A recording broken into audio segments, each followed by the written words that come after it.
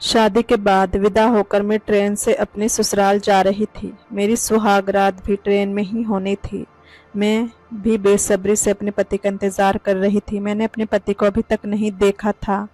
मेरा पति आया तो उसे देखकर मैं बहुत खुश हुई, क्योंकि वह एक लंबे चौड़े कद का आदमी था। उसने आते ही मेरे साथ, मेरा नाम सिमरन है, आज मेरी शादी का दिन है, मेरे घर में सारी तैयारियां धूमधाम से चल रही हैं। मेरे पापा ने मुझे 10वीं तक पढ़ाने के बाद मेरी शादी तय कर दी। मेरे गांव में ऐसा ही होता है। यहाँ पर लड़कियों को बहुत कम ही पढ़ाया लिखाया जाता है और 18 से 20 साल की उम्र होते ही उनकी शादी कर दी जाती है। मेरे पापा ने फिर भी मुझे 10वीं तक पढ़ने दिया। बहुत सी लड़कियां तो मेरे गांव में ऐसी भी हैं जो 7वीं 8वीं तक ही पढ़ पाई थी। मेरी शादी हमसे ऊंचे खानदान में हो रही थी। हम लोग गरीब घर से थे। मैंने अपनी शादी के कई ख्वाब देख रखे थे, क्योंकि शादी से पहले मैंने अपनी दिल की कोई भी ख्वाहिश पूरी नहीं की थी। मेरी माँ ने मुझसे यही कहा था कि मैं अपने दिल की सारी ख्वाहिश अपने पति के साथ ही पूरी करूं। मुझे उम्मीद यही थी कि मेरा पति मेरी हर ख्वाहिश का मान रखेगा और मुझे समझेगा, लेकिन कुछ चीज़ें ऐसी थी कि जिससे मुझे ठेस पहुंच रही थी। मेरे ससुराल वालों को मेरे घर से जो भी शादी का सामान दिया जाता था, उसमें वह तरह तरह की कमियां निकालते रहते थे और मेरे पापा से और भी चीज़ों की मांग करते थे। मैंने इसलिए कई बार पापा से कहा भी कि ऐसा करना ठीक नहीं, लेकिन पापा का कहना था कि वह लोग ऊंचे खानदान के हैं, ऐसे में तो थोड़ा बहुत तो हमें उनके आगे झुकना ही पड़ेगा और उनकी डिमांड को पूरा करना पड़ेगा। इसी में हमारी भलाई है, क्योंकि मैं तेरी अच्छे खानदान में शादी करना चाहता हूँ।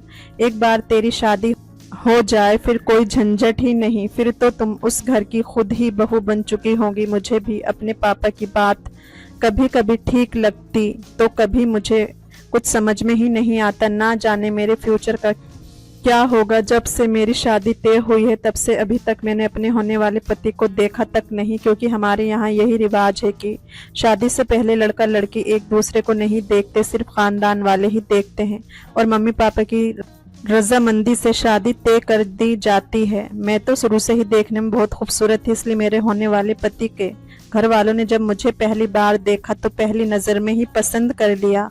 वह लोग शहर में रहते थे, इसलिए बारात में ज़्यादा लोग नहीं आए थे, लेकिन कितने भी कम लोग क्यों ना आ रहे हो, शादी विवाह में तो बहुत ज़्यादा कम हो जाता है। इसलिए मेरे पापा सारे इंतज़ाम को लेकर बहुत परेशान हो रहे थे। न जाने सब कुछ कैसे होगा और सब अच्छे से होगा भी या नहीं, लेकिन सब चीज़ ठीक से हो गई और शादी बहुत अच्छे से हो गई और मैं विदा होकर रेलवे स्टेशन पर आ चुकी थी। मेरा दिल बार बार अपने पति का चेहरा देखने को कह रहा था, लेकिन चेहरा तो छोड़ो, मैं तो अपने पति की झलक तक नहीं देख पा रही थी, क्योंकि मेरे ससुराल वालों ने एक लंबा सा घूंघट मेरे चेहरे पर डाल रखा था और ऊपर से मेरे ससुराल की औरतें मेरे साथ थी। मेरी सास, ननद और बाकी के रिश्तेदारों ने मुझे घेरा हुआ था। इस वजह से मैं अपने पति से ना तो कुछ कह पा रही थी और ना ही उनकी एक झलक देख पा रही थी। फिर मैंने खुद को समझाया कि बस कुछ घंटे की बात है, अभी जब हम ट्रेन में बैठ जाएंगे तो उसके बाद तो मेरा पति मेरे पास ही आ ही जाएगा, इसलिए मुझे कुछ घंटे और सब्र रखना होगा। इतनी तसल्ली तो मैं कर ही सकती हूँ। मुझे पता है कि मेरा पति भी मुझे देखने के लिए तड़प रहा होगा, जैसे कि मैं तड़प रही हूँ। मैं दिल ही दिल में खुश हो रही थी कि जब मेरा पति मुझे पहली बार देखेगा तो मेरी खूबसूरती देखकर वह मुझ में ही खो जाएगा और मेरी ना जाने कितनी तारीफें करेगा। मैं ये सारी बातें सोच सोच कर बार बार शर्मा रही थी और खुश हो रही थी। थोड़ी देर बाद ही हमारी ट्रेन आ गई तो हम सब अपने बुक किए हुए डब्बे में बैठ गए, लेकिन अभी भी मेरी सास और ननद मेरे साथ चिपकी हुई थी। मेरी सास मेरे पास आकर बैठ गई और कहने लगी, बहू अपना घूंघट उठाकर जरा मुझे भी तो अपना चेहरा दिखा दो, मैं भी तो दिल भर के अपनी सचिन की दुल्हन को देखो। उनकी बात पर मैंने अपना घूंघट अपने चेहरे से हटा दिया, लेकिन मैंने अपनी नज़रें नीचे करके रखी थी। मेरे चेहरे को देखते ही मेरी सास और जो रिश्तेदार थे वह कहने लगे कि बहू बिल्कुल चांद जैसी है, हमारे सचिन के नसीब खुल गए। उस पर फौरन मेरी सास बोली, नसीब तो इसके खुल गए, वरना अच्छे अच्छे को मेरा सचिन नहीं मिलता। फिर मेरी सास मुझे समझाते हुए कहने लगी कि देख, मेरे सचिन का हमेशा ख्याल रखना और उसकी किसी भी बात को कभी मत टालना, जैसा कहे चुपचाप वैसा ही करना। वह अब तेरा पति है, उसकी हाँ में हाँ मिलाना तेरा फर्ज है, इसलिए उसे हमेशा खुश रखना और घर की जिम्मेदारी भी अच्छे से निभाना। ज़्यादा नखरे दिखाने की कोई ज़रूरत नहीं है, क्योंकि हमारे यहाँ लड़कियों के चोंचले कोई नहीं देखता, इसलिए तू भी उम्मीद ना करना कि तू सचिन के साथ नखरेबाजी कर पाएगी। अगर उसे खुश रखेगी तो वह भी तेरा पूरा ख्याल रखेगा। बस मैं चुपचाप अपना सर हाँ में हिला दिया। थोड़ी देर में मेरे ससुर भी उसी डब्बे में आ गए और मेरी सास से कहने लगे कि चलो अच्छा हुआ, सब कुछ अच्छे से निमट गया। मेरी सास कहने लगी हाँ अच्छा तो हुआ है, इंतजाम भी इसके बाप ने भी ठीक ठाक किया था, लेकिन जो डब्बा बुक किया है ये कुछ सस्ता नहीं लग रहा था। अगर थोड़ा और अच्छा डब्बा बुक कर लेते तो क्या चला जाता। इस बात पर मेरे ससुर कहने लगे कि अरे अब रहने भी दो, अब तुम ये क्या बातें लेकर बैठ गई हो। मेरी सास कहने लगी अरे जो बात वह कही जाएगी, आखिर हम लोग बहुत ऊंचे खानदान के हैं तो हमारी किसी भी चीज में कोई कमी नहीं होनी चाहिए।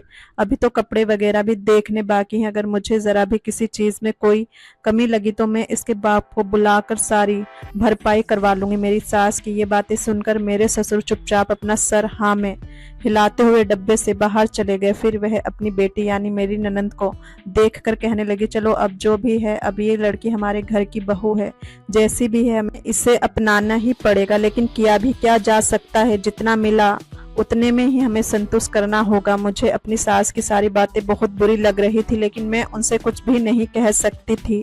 सब्र का घूंट पीकर मैं चुपचाप रह गई। उसके बाद मेरी सास कहने लगी मेरा पैर बहुत दुख रहा है, ले बहू थोड़ा मेरा पैर दबा दे, मैं भी अब अपनी बहू के होने का कुछ फायदा तो उठा लूं। मेरी सास फौरन ही अपने पैर मेरी गोद में रख दी। मैं भी चुपचाप उनके दोनों पैरों को दबाने लगी और वह बड़े आराम से आंख बंद करके सोने लगी। मैं अपने दिल ही दिल में ये सोचने लगी कि कहाँ मैं अपने पति से मिलने का ख्वाब देख रही थी और कहाँ ये लोग मेरा पीछा ही नहीं छोड़ रहे हैं। अब तो काफी रात भी हो गई है, लेकिन फिर भी ये लोग मेरे डब्बे से बाहर जाने का नाम तक नहीं ले रहे। फिर मैंने सोचा कि मुझे इन सब की आदत डालनी होगी, क्योंकि मैं इसी खानदान में विवाह कर जा रही हूँ, तो ये सब तो अब लगा ही रहेगा। खैर थोड़ी देर के बाद सास ने कहा चल बस बहुत सेवा कर ली, अब मेरे बेटे की सेवा करना। उसके बाद वह मुझसे कहने लगी देख अपने इन सारे जेवरात का ख्याल रखना, एक भी जेवर इधर से उधर नहीं होना चाहिए। इतना कहकर वह मेरे डिब्बे से बाहर चली गई।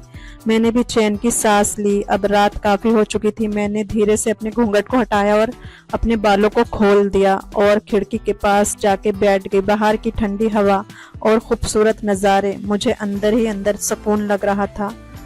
ट्रेन अपनी रफ्तार से दौड़ती ही जा रही थी और बाहर दिखती हुई हरियाली चांदनी रात में किसी जन्नत जैसी लग रही थी, मेरी आंखों को ठंडक पहुंचा रही थी। मैं कुछ देर चुपचाप बाहर का नज़ारा देखकर आहिस्ता आहिस्ता गुनगुनाती रही। फिर मेरे दिल में ख्याल आया कि काफ़ी देर हो गई है, लेकिन मेरे पति अभी तक मेरे पास क्यों नहीं आए। अभी मैं ये सब सोच ही रही थी कि तभी मुझे डब्बे के दरवाजे पर किसी की आहट सुनाई दी। मैं समझ गई कि मेरे पति आ रहे हैं। मैं फौरन सीधी होकर बैठ गई और अपने दुपट्टे को मैंने ओढ़ लिया। मेरे पति अंदर आ चुके थे। उन्होंने अपना सेहरा उतारकर एक तरफ साइड में रखा। मुझे लगा कि वह मुझसे कुछ ना कुछ तो कहेंगे। मैं पहली बार अपने पति की आवाज़ सुनूंगी। मैंने अपना सर नीचे कर लिया। उन्होंने अपनी शेरवानी उतारकर एक साइड रख दी और वह मेरे पास आकर चुपचाप बैठ गए। उसके बाद उन्होंने आहिस्ता से मेरी गर्दन पर हाथ रखा और मेरे बालों को एक तरफ किया। उनके इस तरह से करने से मेरे पूरे जिस्म में एक अजीब सी लहर दौड़ गई। मुझे ऐसा लगा कि जैसे करंट का झटका लगा हो। मेरी आंखें शर्म से बंद हो गई। मैं सोचने लगी कि ये क्या है, इन्होंने तो आते ही सब कुछ करना शुरू कर दिया। मुझे तो लगा था कि ये मुझसे थोड़ी देर बात करेंगे और कुछ देर मेरी तारीफें करेंगे, लेकिन इन्होंने ऐसा कुछ भी नहीं किया। फिर मैंने सोचा हो सकता है ये मेरे लिए बहुत ज़्यादा बेचैन हो रहे हों और इसलिए इनसे सब्र नहीं हो रहा। इसके बाद मेरे पति ने मुझे घुमाकर अपनी तरफ बिठाया और मेरे चेहरे को दोनों हाथों में लेकर बहुत ध्यान से देखने लगे। मैं मुस्कुरा रही थी। मैंने भी अपनी नज़रें उठाई और एक नज़र अपने पति की तरफ देखा। जब मैं अपने पति को देखा तो मैं बहुत ही खुश हुई, क्योंकि मेरे पति दिखने में बहुत ही हैंडसम थे। जैसा पति मैं चाहती थी बिल्कुल वैसे ही मिला था। देखकर मैं खुश हो गई थी कि हम कम से कम मालिक ने मुझे मेरा मनचाहा जीवन साथी दिया। वो ना सिर्फ शक्ल से अच्छे थे बल्कि उनका कद काठी भी बहुत लंबा चौड़ा और मजबूत था। उनकी भरी हुई बदन, मजबूत हाथ मुझे अंदर से बेचैन कर रहे थे। उसके बाद उन्होंने मेरे साथ सब कुछ करना शुरू कर दिया।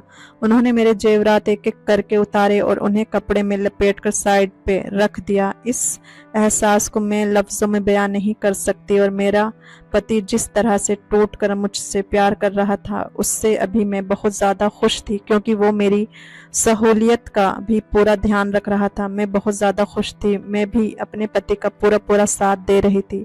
इधर ट्रेन की रफ्तार तेज थी। उसके बाद न जाने कब मिलन की थकान से हम इस कदर थके हुए कि कब मेरी आंख लगी मुझे पता ही नहीं चला। सुबह के करीब ही मुझे अपने डब्बे के बाहर कुछ हल्का सा शोर सुनाई दिया, जिसे सुनकर मैं फौरन बैठ गई। मैंने देखा कि मेरे पति डब्बे में नहीं हैं।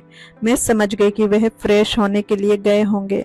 मैंने फौरन अपने कपड़े बदले और खुद को दुपट्टे से ढककर मैं जैसे ही बैठी वैसे ही मेरी सास, ननद और ससुर सब लोग आ गए। न जाने किस बात से बुरी तरह से परेशान थे। पहले तो मुझे कुछ भी समझ नहीं आया। मैंने फौरन सबके पैर छुए। फिर मेरी सास कहने लगी कि तेरे जेवरात सही सलामत तो है ना। उनकी ये बात एकदम से सुनकर मैं हैरान रह गई, क्योंकि उस वक्त मेरे जिस्म पर एक भी जेवरात नहीं था, सिर्फ एक लॉकेट थी, क्योंकि मेरे पति ने रात के वक्त मेरे सारे जेवरात उतार दिए थे। मेरी सास ने फौरन मुझे टटोलना शुरू कर दिया। वह ये देखकर हैरान रह गई कि मेरे जिस्म पर एक भी जेवरात नहीं था। इससे पहले कि मैं उनसे कुछ भी कह पाई, उन्होंने शोर मचाना शुरू कर दिया कि अब तो हम पूरी तरह से बर्बाद हो गए। उस चोर ने ना सिर्फ हम लोगों को लूट लिया, बल्कि बहू के सारे जेवरात भी ले गया। हमारा तो लाखों का नुकसान हो गया। मैं तो बहू के जेवरात को लेकर ना जाने कितने ख्वाब देख लिए थे। इन जेवरात को पहनकर मैं अपने रिश्तेदारों में जाऊंगी और सबको शौक से दिखाऊंगी कि मेरे पास भी इतने महंगे महंगे जेवरात हैं। लेकिन अब मैं क्या करूंगी, हमारा तो लाखों का नुकसान हो गया। रुपए पैसे से भी हाथ धो बैठे। मेरी सास बहुत ज्यादा रोने लगी और कहा, तेरा दिमाग क्या घास चरने गया था? आखिर क्या कर रही थी जो तुझे पता ही नहीं चला? तेरे जेवरात कब उतार कर ले गए? मैं उनसे कहना चाहती थी कि मेरे साथ ऐसा कुछ भी नहीं हुआ, लेकिन मेरी सास मेरी कोई बात सुनने को तैयार ही नहीं थी। वह दहाड़ मार मार कर रो रही थी। मेरे ससुर उन्हें बार बार मना कर रहे थे कि वह इतना ज्यादा हंगामा ना करे। मेरी सास तो कुछ भी सुनने को तैयार ही नहीं थी। मेरी सास कहने लगी कि मुझे तो लगा कि बहू के कदम हमारे घर के लिए अच्छे हैं, लेकिन ये तो पनौती निकली। अभी तो ये मेरे घर पहुंची भी नहीं और हमारा लाखों का नुकसान हो गया। अगर मुझे पहले ही पता होता कि इसके कदम हमारे लिए अच्छे नहीं है, तो मैं कभी भी अपने सचिन की शादी इससे नहीं करती। वह मुझे गुस्से से चिल्लाकर बोली कि तुझे मैं छोड़ूंगी नहीं। तेरी इस नादानी की वजह से मेरा ना जाने कितने का नुकसान हो गया। अब तो देख, मैं तुझे सचिन से कहकर कैसा जलील करवाऊंगी। उनकी ये बात सुनकर मैं बुरी तरह से घबरा गई। मैं सोचने लगी कि मेरा पति मेरी सास की बातों में आकर मेरे साथ बुरा बर्ताव करेगा। अभी तो उसके साथ गुजरे हुए मीठे पलों की याद मेरे दिल से उतरी भी नहीं थी कि मुझे उसके गुस्से का सामना भी करना पड़ेगा। तभी मेरी सास बोली कि ये लड़का भी इतना लापरवाह है कि क्या बताऊं। तभी 2 आदमी मेरे डिब्बे में घुसे, जिनमें से एक आदमी के तो जिस्म पर सिर्फ बनियान और गमछा ही पहना हुआ था और दूसरा उसके बदन पर कोई भी कपड़ा नहीं था और ठीक से चल भी नहीं पा रहा था। उसे देखकर ऐसा लग रहा था कि वह शराब के नशे में अच्छे से डूबा है, क्योंकि वह ठीक से अपने पैर पर खड़ा भी नहीं हो पा रहा था। तभी मेरी सास एक आदमी से कहने लगी कि ये तुम्हें कहाँ मिला? वे कहने लगा, अरे ये तो बाथरूम में इसी तरह से पड़ा हुआ था। उस चोर ने इसे भी नहीं छोड़ा, इसके भी कपड़े उतार लिए।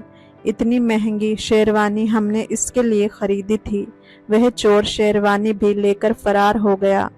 मैं भी ये सब सुन ही रही थी कि तभी मेरी सास उस आदमी से कहने लगी, देख सचिन, तेरी बीवी ने कितनी बड़ी लापरवाही कर दी है। उसने अपने सारे जेवर उस चोर के हवाले कर दिया। जब वह चोर उसके जेवरात चुरा कर ले जा रहा था तो इसे शोर मचाना चाहिए था, लेकिन ये तो ना जाने कौन सा नशा करके सोई थी कि इसे कुछ भी पता नहीं चला। मेरी सास की बात सुनकर पहले अपनी नज़र उठाकर उस आदमी को देखा जिसे मेरी सास सचिन कहकर बात कर रही थी। उसकी शक्ल देखते ही मेरे तो जैसे होश ही उड़ गए, क्योंकि जिसे वह सचिन और मेरा पति कह रही थी वह था ही नहीं जिसने मेरे साथ कल रात सुहाग रात मनाई थी और जिसे मैं अपना पति समझकर अपना सब कुछ दे दी थी। ये तो एक मोटा सा आदमी था जो कि नशा किए हुए था। उसे देखकर तो मेरे अरमानों पर पानी फिर गया। साथ ही साथ में ये सब सोचकर परेशान हो गई कि अब अगर कहीं इनमें से किसी को ये बात पता चल गई कि वह चोर मेरे साथ वह सब कर गया जो इनके बेटे को करना चाहिए था, तब तो ये लोग मेरा ना जाने क्या हाल करेंगे। तभी वह दूसरा आदमी कहने लगा कि ये तो सारी रात बाथरूम के अंदर ही पड़ा रहा और ये बहू के पास आया ही नहीं। मेरे ससुर ने फौरन ही सचिन के ऊपर हाथ उठाते हुए कहा, ये लड़का कभी नहीं सुधर सकता। अरे कुछ तो शर्म कर लिया होता। कल की रात तो तेरी बहू के साथ पहली रात थी, कल तो कम से कम तुझे बहू का ख्याल रखना चाहिए था। लेकिन तुझे तो नशे की ऐसी आदत लगी हुई है कि उसके आगे तुझे कुछ भी नहीं दिखाई देता। तूने एक बार भी बहू के बारे में नहीं सोचा कि पूरी रात अकेले तेरे बिना वह कैसे काटेगी, कितनी बेसब्री से तेरा इंतजार कर रही होगी। लेकिन तुझे तो किसी की फिक्र ही नहीं। ये सब तेरी माँ के लाड प्यार से बिगड़ने का ही नतीजा है, जिसकी वजह से तू किसी की कोई बात नहीं सुनता। मेरे ससुर का इतना कहना था कि तभी मेरी सास ससुर से कहने लगी कि खबरदार, तुमने मेरे बेटे से कुछ भी कहा तो उसकी क्या गलती है, गलती तो इस लड़की की है। अगर इन सब चीज़ों का ध्यान रखा होता तो आज हमें लाखों का नुकसान नहीं होता। मैं दिल ही दिल में सोचने लगी कि आखिर ये मेरे साथ एक ही रात में क्या हो गया जो ना सिर्फ मेरे जेवरात ले गया बल्कि मेरी इज्जत को भी लेकर चला गया, और ऊपर से मुझे इतने बुरे ससुराल वाले और इतना बेकार पति मिला कि मैं क्या बताऊं। तभी मुझे याद आया कि वह चोर मेरे जेवरात उतार कर एक छोटी सी पैकेट में रखता जा रहा था। शायद वह इसलिए ऐसा कर रहा था ताकि मेरे साथ सब करने के बाद वह पैकेट लेकर वहां से चला जाए। मैं इधर उधर नजर दौड़ाई, तभी मुझे एक पैकेट सीट के नीचे नजर आया। मैंने झुककर फौरन उस पैकेट को खींचा तो वही पैकेट थी जिसमें उसने सारे जेवरात रखे हुए थे। मैंने जैसे उस पैकेट को खोला तो उसमें मेरे सारे जेवरात निकल आए।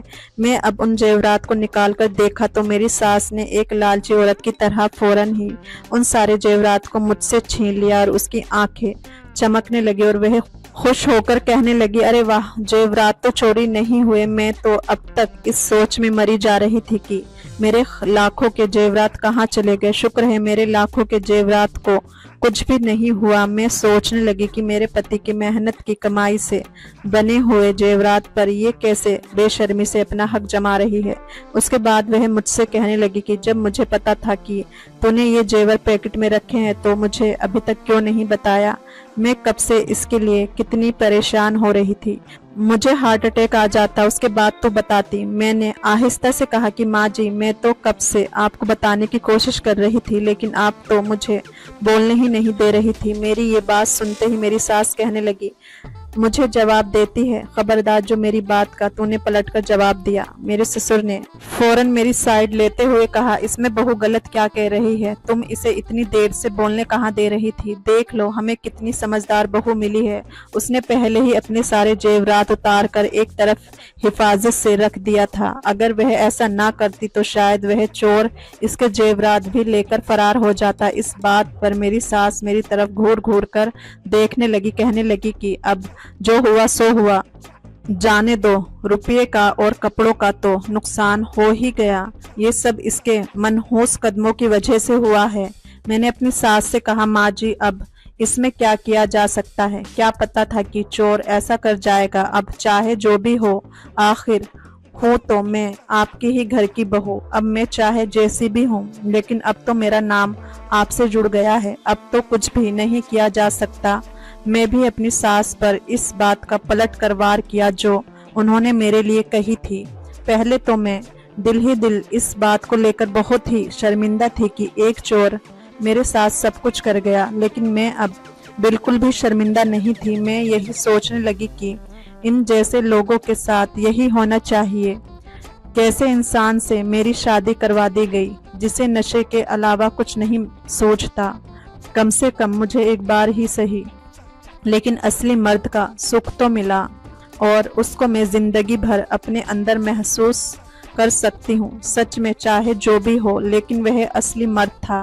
उसने मुझे जो सुख दिया ये मोटा आदमी कभी नहीं दे सकता।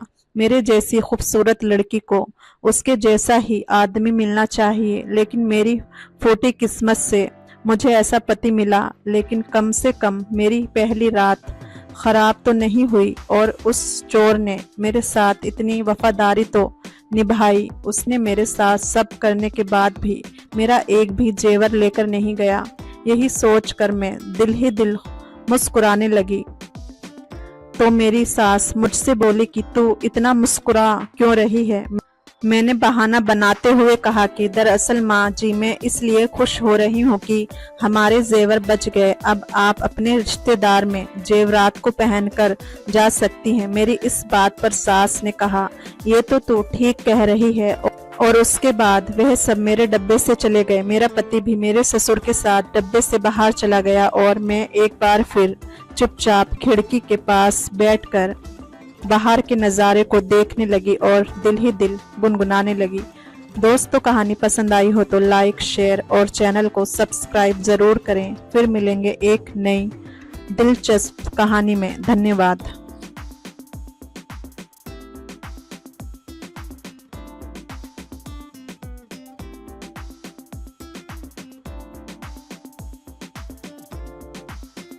मैं बहुत ही कम उम्र में काम करना शुरू कर दी थी। एक दिन मेरे बॉस ने मुझे ऑफिस के बाद एक खास काम के बारे में बताया और मुझे अपने साथ एक होटल में ले गए।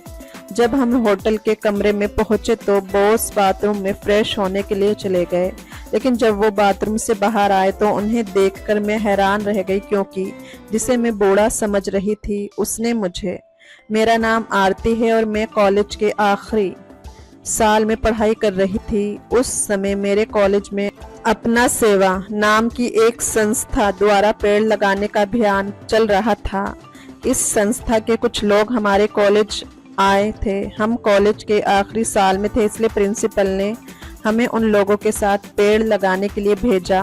पेड़ लगाते समय मेरी मुलाकात संस्था के एक आदमी से हुई जिनका नाम अभिषेक था। पेड़ लगाते वक्त अगर किसी को चोट लगती तो मैं तुरंत उसकी मदद करती। मेरा ये स्वभाव अभिषेक की नज़रों में आ गया। उन्होंने मुझे अपना कार्ड दिया और कहा, कुछ महीनों में तुम्हारा कॉलेज ख़त्म हो जाएगा। जब तुम कॉलेज ख़त्म कर लोगी तो अगर तुम चाहो तो मेरे साथ काम कर सकती हो।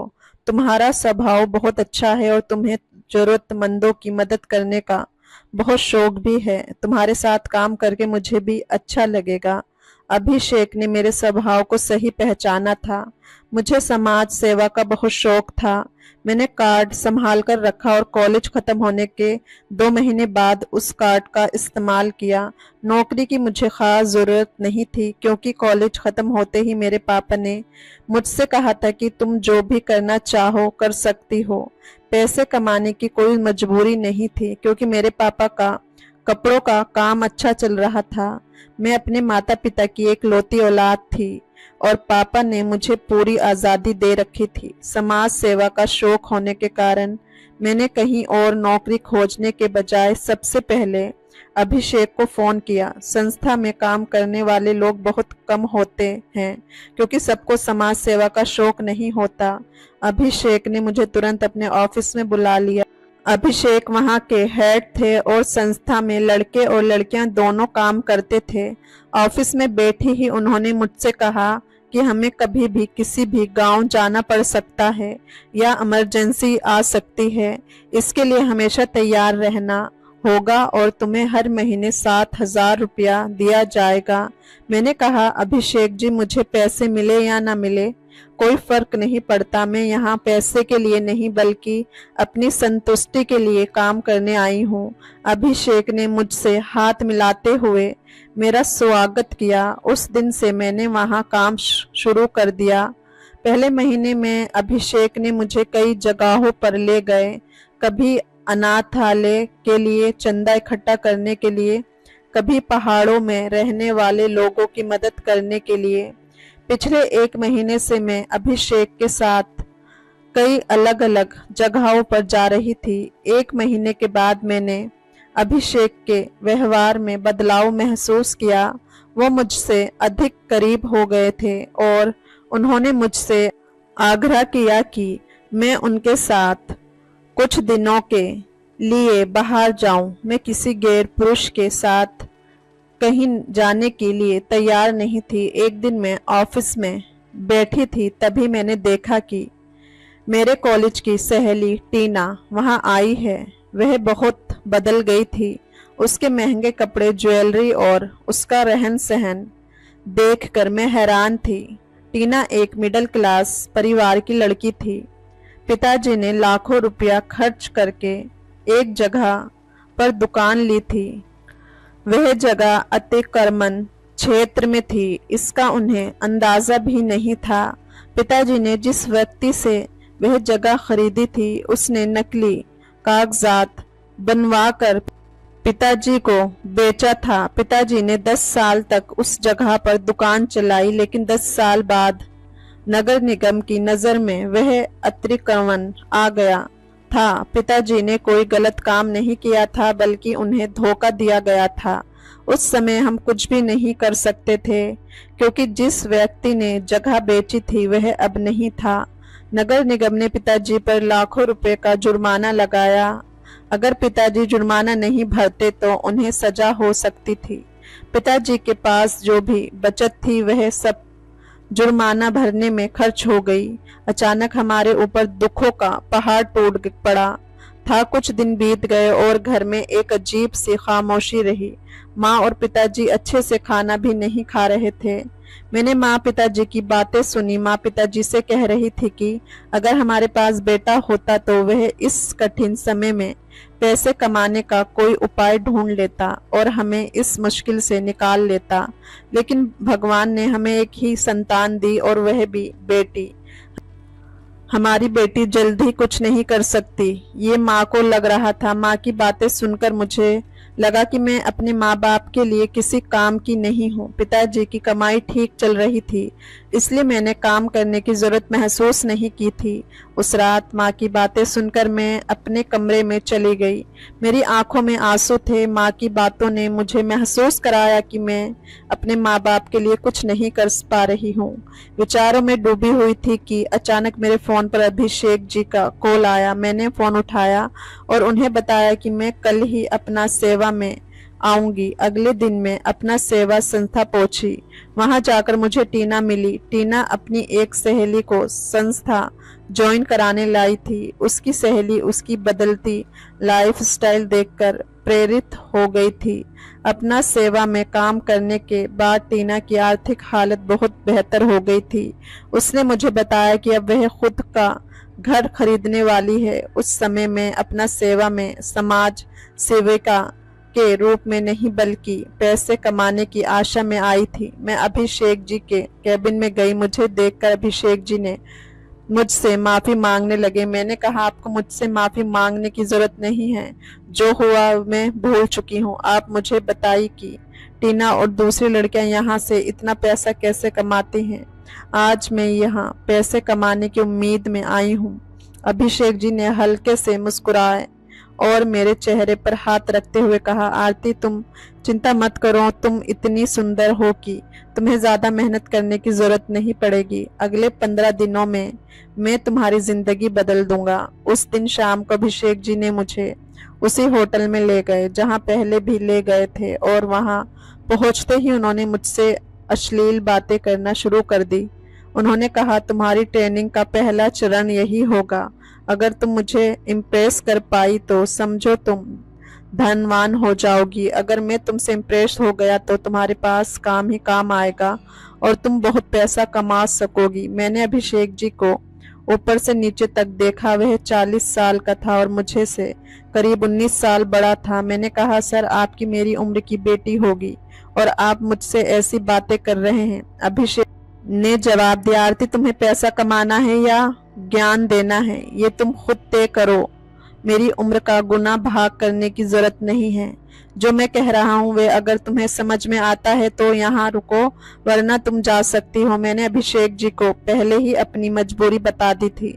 मैंने कहा आप मुझे ऐसे ही जाने नहीं देंगे, ये मुझे पता है। आप मुझसे ही जिस चीज की उम्मीद कर रहे हैं वह भी समझ गई। फिलहाल मैं उन चीजों के लिए तैयार नहीं हूँ, लेकिन आज नहीं तो कल हमारे बीच वह रिश्ता जरूर बनेगा। लेकिन जब तक मेरा मन नहीं मानता तब तक हम कुछ दिन बातें करके साथ समय बिता सकते हैं। अभिषेक को मेरी बात सही लगी। उसने कहा आरती, आज तक मैंने जितनी भी लड़कियों से मुलाकात की है उनमें से तुम बहुत अलग हो। तुम्हारी सुंदरता और समझदारी अनोखी है। अगर तुम्हारी इच्छा हो तो मैं तुमसे शादी करने के लिए तैयार हूँ, लेकिन हाँ, तुम मेरी दूसरी पत्नी बनोगी, ये मैं पहले ही बता रहा हूँ। मुझे उस उम्र दराज व्यक्ति से शादी करने की बिल्कुल भी इच्छा नहीं थी। उस समय मेरे दिमाग में केवल मेरी माँ के शब्द घूम रहे थे। उसकी गलतफहमी थी कि मैं एक लड़की हूँ इसलिए मैं कुछ नहीं कर सकती। उसके शब्दों ने सीधे मेरे आत्मसम्मान को चोट पहुंचाई थी। मेरी आंखों के सामने केवल और केवल पैसा घूम रहा था। इसी पैसे के लिए मैं उस उम्र दराज के साथ होटल के कमरे में बैठी थी। वह कभी मेरे बालों में हाथ फेरता था तो कभी मेरे बहुत करीब आ रहा था। मैंने उसे अपनी हदें पार करने की इजाजत नहीं दी थी। लगभग 2 घंटे तक मैं होटल के कमरे में अभिषेक के साथ बैठी रही। 2 घंटे से वह मुझसे प्रेम की बातें कर रहा था। मैं उसकी हाँ में हाँ मिला रही थी क्योंकि मुझे उसकी बातों में बिल्कुल भी दिलचस्पी नहीं थी। उस दिन उसने मुझसे जो प्रेम की बातें की थी उसके लिए भी उसने मुझे पैसे दिए थे बिना कोई काम किए। मेरे हाथ में 8,000 रुपए आ गए थे।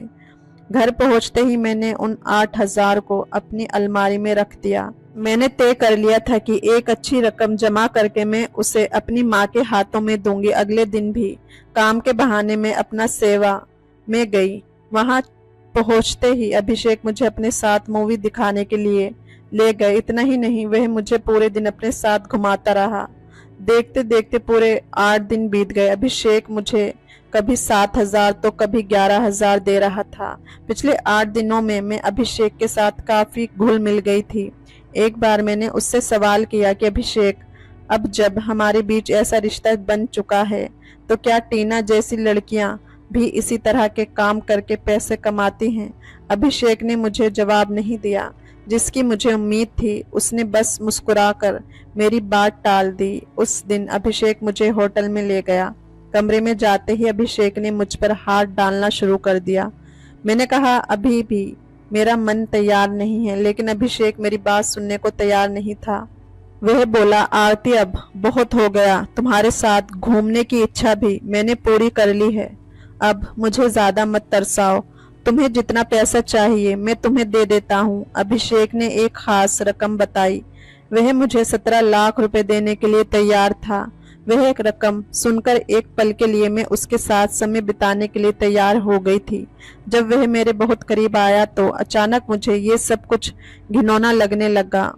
उस समय मेरे दिमाग में वह खास रकम नहीं थी। मुझे अपने पिताजी की एक सीख याद आई थी। पिताजी ने बचपन से सिखाया था कि पैसे के लिए ना तो कभी अपनी ईमानदारी छोड़नी चाहिए और ना ही अपनी इज्जत को दांव पर लगाना चाहिए। पिताजी के शब्द याद आते ही मैंने अभिषेक को खुद से दूर किया। वह मुझसे दूर होने को तैयार नहीं था। मेरी मर्जी के खिलाफ वह जबरदस्ती करने की कोशिश करने लगा। मुझे अभिषेक से छुटकारा पाना था, इसलिए मैंने सीमा को फोन किया। सीमा मेरी दोस्त थी जो पत्रकार थी। जिस होटल में अभिषेक मुझे लाया था, सीमा अक्सर उसी इलाके में रहती थी। उसे शक था कि उस होटल में कुछ अवैध काम होते थे। जैसे ही मैंने उसे फोन किया, थोड़ी ही देर में वे वहां आ गई। उसने अपनी पत्रकारिता शुरू कर दी और टीवी पर न्यूज लाइव दिखाने लगी। उस अभिषेक के साथ मैं भी टीवी पर नजर आई। अभिषेक अपना सेवा की आड़ में अवैध काम कर रहा था। कुछ लड़कियां अपनी मर्जी से ये काम कर रही थी तो कुछ से तो जबरदस्ती कराया जा रहा था। अभिषेक के सारे काले कारनामे बाहर आ गए थे। पिछले कुछ दिनों में अभिषेक की बातें मुझे समझ में आ गई थी। उस नीच आदमी का सच मैंने सबके सामने ला दिया था। शायद उस समय मेरे माता पिता ने भी मुझे न्यूज में लाइव देखा होगा। कुछ ही समय मेरे माता पिता भी वहां पहुंच गए। पिताजी को मुझ पर बहुत गर्व हो रहा था। उन्होंने कहा, आज मेरी बेटी ने गर्व से मेरा सर ऊंचा कर दिया है। उसने ओपन कैमरे के सामने एक धोखेबाज इंसान का सच बताया है। मैंने कहा, पापा आप मेरी इस कामयाबी पर खुश हैं, लेकिन माँ खुश नहीं होगी। उसे अभी ये मलाल रहेगा कि मेरी जगह बेटा क्यों नहीं हुआ है। पिताजी ने जवाब दिया, जो साहस मेरी बेटी ने दिखाया है शायद वह एक बेटा भी नहीं कर पाता। मेरी बेटी ही मेरे लिए मेरे बेटे की तरह है। माँ को भी मुझ पर गर्व हो रहा था।